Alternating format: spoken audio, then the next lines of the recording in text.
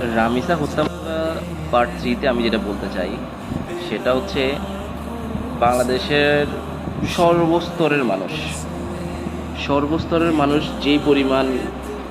যেই জিনিসগুলো এক্সপেকটেশন করে হচ্ছে যে যার জায়গা থেকে প্রতিবাদ করছে সেই জিনিসটা ইভেন সেটা অনুসারে গভর্নমেন্ট বা সরকারের যে মহলে যেরকম পরিমাণে নাড়া দেয়া যেটা দ্বারা হচ্ছে একটা জিনিসের সুষ্ঠু একটা বিচার আসা সেটা পসিবল হইতো খুব ক্লোজ ছিল। তবে এখন কেন জানি মনে হচ্ছে যদি আপনারা বলতেই পারেন যে মার থেকে মাসির দরদ বেশি, বিষয়টা এমন না।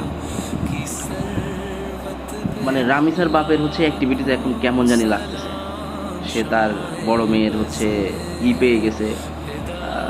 কি বলে, ভবিষ্যৎ ভালো পেয়ে গেছে, তাদেরকে এখন হচ্ছে লিগে গভর্নমেন্ট থেকে দেখাশোনা করতেছে। কিন্তু তার সাথে ঘটে যাওয়া এই যে নেককার ঘটনা, এটা যেন আরও কারোর সাথে না ঘটে, সে এই টাইপের যে স্টেপগুলো হচ্ছে নেওয়া দরকার সেই টাইপের হচ্ছে লেগে পদক্ষেপগুলো তার কাছে দেখছি না। যেমন এখানে আসামির মুখ থেকে যেমন বেরোয় আসছিল যে সে অপরাধ করছে, তার প্রেক্ষিতে তাকে হচ্ছে শাস্তি প্রদান করতেছে এবং কি সে অবশ্যই অপরাধী, ঠিক তেমনি তার মুখ থেকে কিন্তু আরও একটা নাম বের হয়ে আসতেছে। তো সেই নামটা কি প্রভাবশালী নাম, কি নাম, কেন নাম আসতেছে, কী জন্য আসতেছে, এদের বিচার হয়ে যাক, ঠিক আছে, কিন্তু ওই বিচারটা হওয়া উচিত। উনি যেহেতু, রামিসের আব্বা যেহেতু জানেন না যে যার নাম আসছে সে আসলেই কি জড়িত কি না, এটা হচ্ছে, আর উনি জানলেই বা কি না জানলেই বা কি, এটা হচ্ছে সরকার পক্ষ থেকে আইন আছে, প্রশাসন আছে, সেই মারফতে যেহেতু একটা আসামির কাছ থেকে এরকম একটা নাম ওপেনলি আসতেছে, মানে